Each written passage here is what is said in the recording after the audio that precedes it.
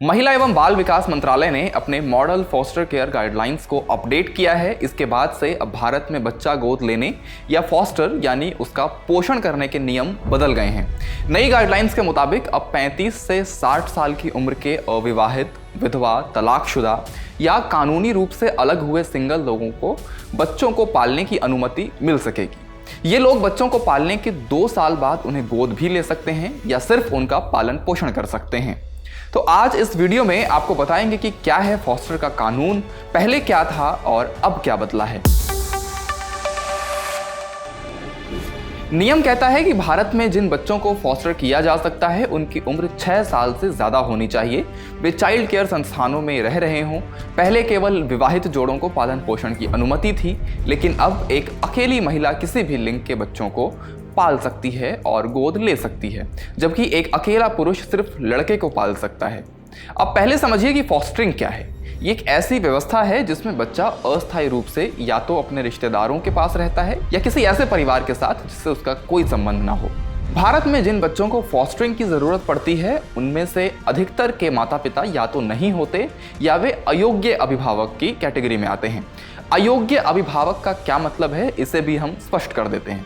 2023 में CJI DY Chandrachud की अध्यक्षता वाली पीठ ने इसकी परिभाषा दी थी, जिसमें कहा गया था कि ऐसा व्यक्ति जो पालन पोषण करने में असमर्थ या अनिच्छुक हो, नशा, दुर्व्यवहार या शराब में लिप्त हो, बच्चे के साथ दुर्व्यवहार या उपेक्षा करने के लिए जाना जाता हो, उसका आपराधिक रिकॉर्ड हो, खुद के देखभाल की जरूरत हो, मानसिक रूप से अस्वस्थ हो आदि।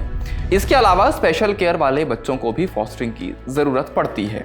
एक नजर डालते हैं फॉस्टरिंग से जुड़े कानून पर। सरकार के नए दिशा निर्देशों के मुताबिक अब किसी भी व्यक्ति को, चाहे उसकी वैवाहिक स्थिति कुछ भी हो और चाहे उसके जैविक बच्चे हों या ना हो, बच्चे को पालने की अनुमति है।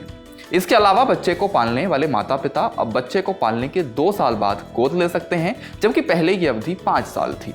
नए नियमों के अनुसार विवाहित जोड़ों के लिए बच्चे को पालने से पहले उन्हें कम से कम 2 साल तक स्थिर वैवाहिक संबंध में रहना होगा। पहले ऐसी कोई शर्त नहीं थी। ये बदलाव 2021 में किशोर न्याय, बच्चों की देखभाल और संरक्षण अधिनियम और 2022 के मॉडल नियमों में किए गए हैं। संशोधित दिशा निर्देश जून में सभी राज्यों को भेजे गए थे। महिला एवं बाल विकास मंत्रालय के एक अधिकारी ने मीडिया से बातचीत में कहा कि पिछली गाइडलाइंस में सिंगल पेरेंट्स को गोद लेने की अनुमति थी, लेकिन पालने की नहीं, जिसके कारण गड़बड़ियां हो रही थीं। नए संशोधनों में इस बात का ध्यान रखते हुए पालन पोषण और गोद लेने की नीतियां तय की गई हैं। अब आपको बताते हैं सरकार की नई गाइडलाइंस में इस बारे में क्या कहा गया है। 6 से 12 या 12 से 18 साल की उम्र के बच्चों को पालने के लिए विवाहित जोड़े की संयुक्त आयु कम से कम 70 साल होनी चाहिए। जैसे अगर स्त्री की 33 साल है तो पुरुष की 37 साल, या पुरुष की 33 साल है तो स्त्री की 37 साल, कुल मिलाकर 70 साल होनी चाहिए।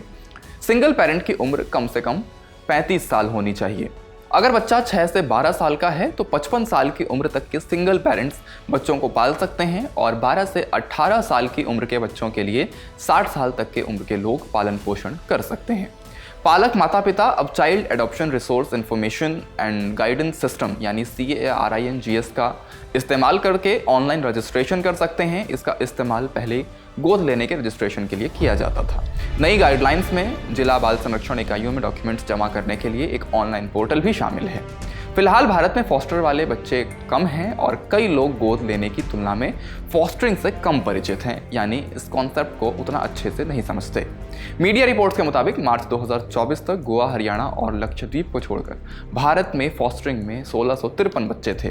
संशोधित किए गए दिशा निर्देश अधिक लोगों को पालन पोषण के लिए प्रोत्साहित कर सकते हैं, लेकिन ये नियम इस बात पर जोर देते हैं कि फॉस्टरिंग तब तक अस्थायी है जब तक कि बच्चे का जैविक परिवार उनकी देखभाल करने में सक्षम न हो जाए।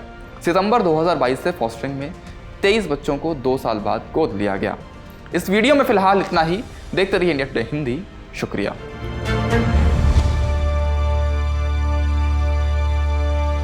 इसी तरह की तसल्ली से भरी हुई एक्सक्लूसिव रिपोर्ट्स देखने के लिए सब्सक्राइब करें इंडिया टुडे हिंदी का YouTube चैनल और बेल आइकन जरूर प्रेस करें ताकि वीडियो अपलोड होते ही आपको खबर हो जाए।